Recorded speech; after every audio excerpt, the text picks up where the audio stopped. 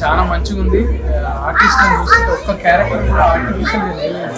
అంటే ఎక్కడ అనిల్ రావిపూడి చేసిన కామెడీ అది నిజంగా దిల్రాజు గారి బ్యానర్లో ఆయనే నిజంగా కథకు కొంచెం సహకారం అందించినట్టు అనిపించింది. నిజంగా దిల్రాజు గారి మార్క్ చూసిండు, చేసిండు, దాన్ని ప్రమోట్ చేస్తున్నాడు. ఆయన సమర్పణ అంటేనే ఫస్ట్ దానికి ఒక మార్క్ ఉంటుంది. సో ఎక్కడ కూడా డిసప్పాయింట్ కాదు. సోషల్ మీడియాలో మనం ఎట్లయితే చూసి టైం పాస్ చేస్తామో అసలు ఏం మిస్ కాకుండా డైరెక్టర్ అభిలాష్ రెడ్డి నిజంగా కంగ్రాట్స్. ఈ అభిలాషకు నిజంగా అందరికీ ఆశ ఉంటుంది. నేను ఇంకా అంటే మంచి హైప్ వచ్చింది సినిమాకి. అయితే కొత్త డైరెక్టర్ అయినా మంచిగా తీసిండు. కంటెంట్ ఉంటే ఏదైనా సప్తగిరి కనిపించదు.